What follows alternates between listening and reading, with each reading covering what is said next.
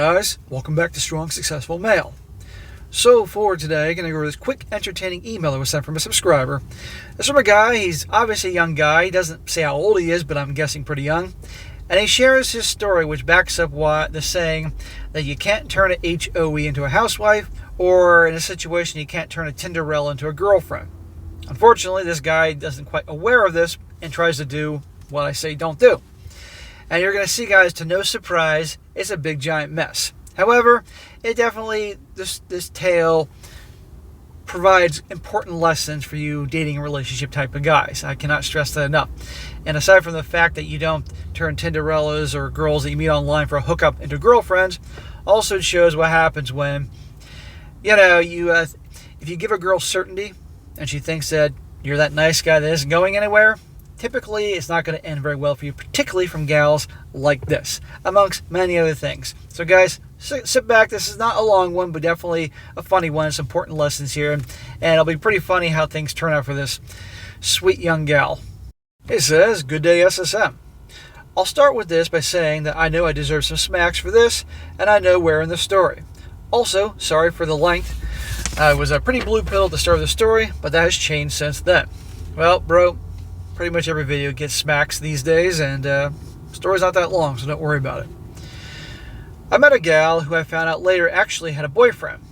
The time I had with her before that was pretty good, if you know what I mean. But then she started to become a headache.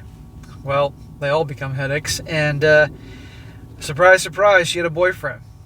Lots of stories I've covered, guys, where guys find out that the girl they've been hooking up with has a boyfriend or is married with kids. They don't care.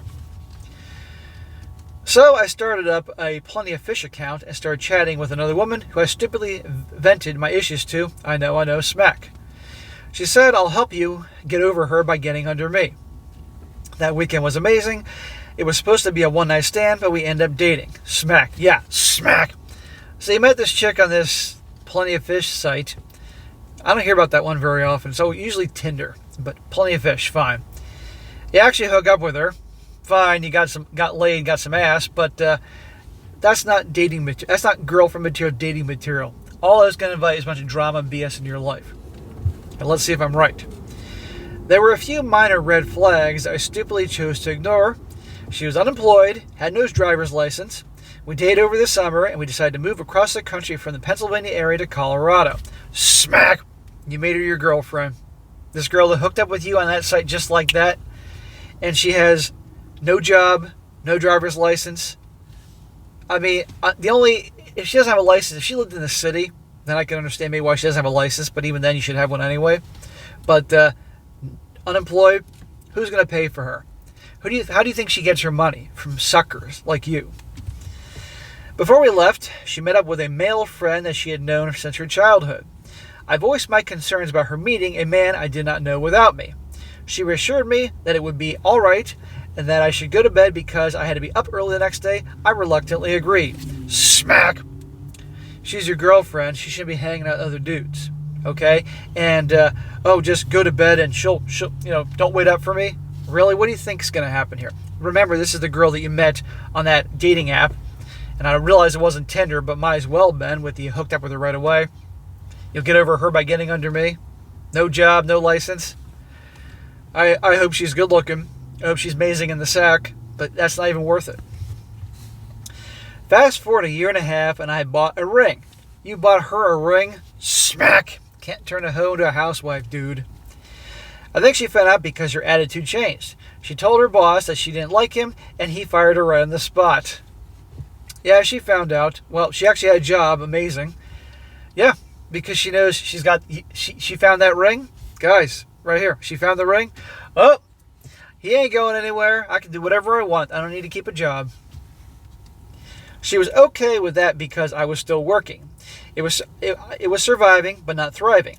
I took a remote job that meant that I was out of the house for 14 hours a day, 12-hour shift, 1-hour commute each way.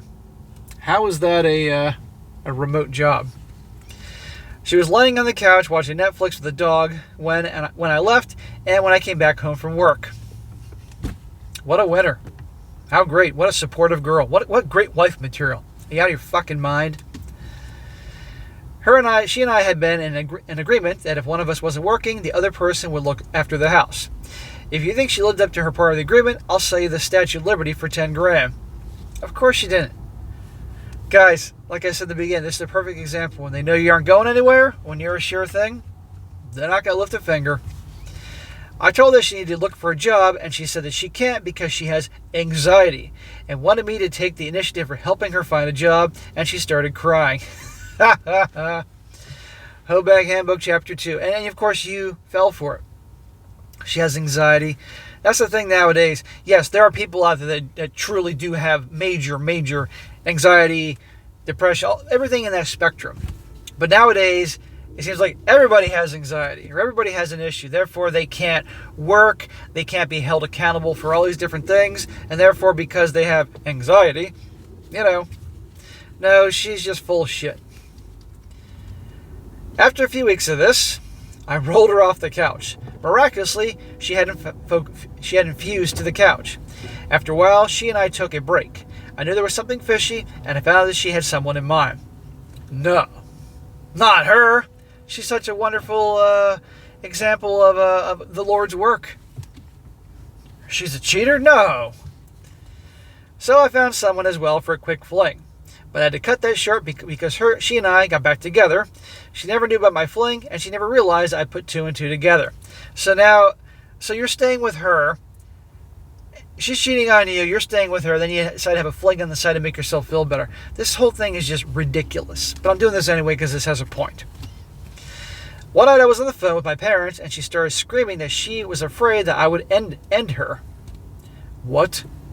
My parents told her that I know what would happen if I hit a woman. They would have come out and smacked me upside the head. I should have ended the relationship right then and there, but I was a fool. Yeah, smack. You were a fool. I'm hoping you're no longer a fool today. Drama. Again, the girl that gave us some easy ass on now you didn't even have a date with her. You just communicate on Plenty of Fish, and that was that. After about a month, I came home from work early and saw her getting her back blown out by someone I didn't know. Shocker. My mind went into autopilot, and I quickly grabbed her purse and some essentials and took them out to the front yard. I gave a homeless man $5 for his shopping cart and put her stuff in it, took her key off the ring, and kicked it down the hill. So I'm trying to picture this. Work with me here.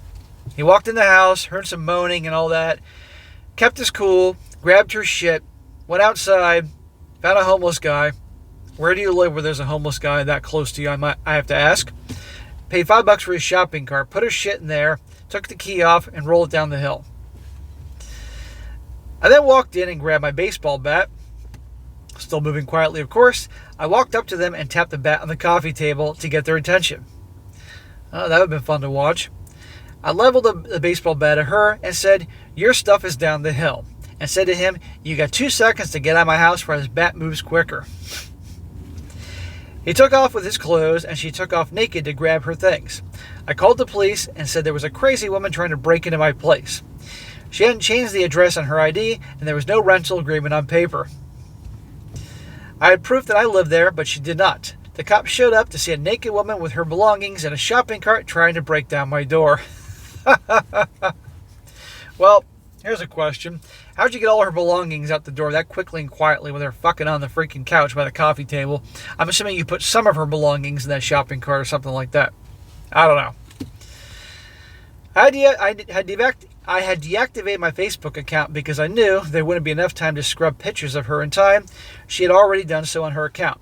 Yes, I know it was a high-risk scenario, but I was still running on autopilot.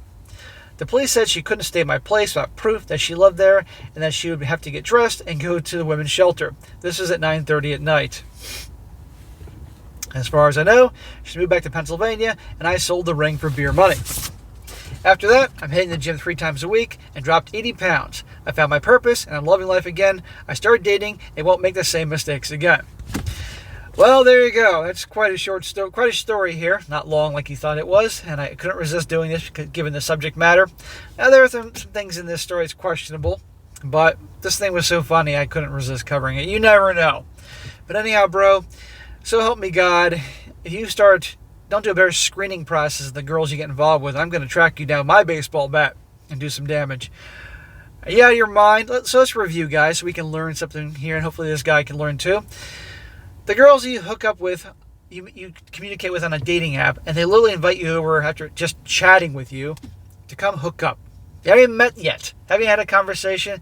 They're not girlfriend material. You hooked up with them, so help me God, you got to wear protection, and I'd be checking routinely to see if you got an STI. Those are the types you don't get involved with. You certainly don't date them and make them girlfriends, as you can see here, right? And she had no license. She had no job. Were you at all that surprised when, you probably had to push her to get a job, and then she suddenly quit? And then she finds your ring. You were actually going to propose to her, turning a hoe into a housewife, right? And then she finds out you're going to propose, and clearly she now has certainty that you're not going anywhere. What'd she do? Quit her job. Sit on her butt and watch Netflix all day, watching The Real Housewives or whatever. And guess what? Doesn't do anything to help out around the house. So this is why you never give them certainty, guys. The bad boys never give girls certainty, and they always chase after them. And then, no surprise, the cheater, no surprise, she's cheating on you. And you find her cheating with somebody on your own freaking couch. Now, it's a funny ending. You packed up her stuff and put in the shopping cart down the hill, and she couldn't get in. But, my God, man. So, going forward, I hope you learn from this. Do not get involved with any of these girls that you meet on these quick hookup sites. They're not girlfriend material. And if this happens to you again, you deserve what happens to you, because anybody can make a mistake once within a manner of speaking, depending on their intelligence level. But you do this again, no. And, all it takes is you getting with the wrong gal, and it could end up very badly for you. I'm glad that nothing happened beyond this, and you got a funny story to tell to all your bros over beer.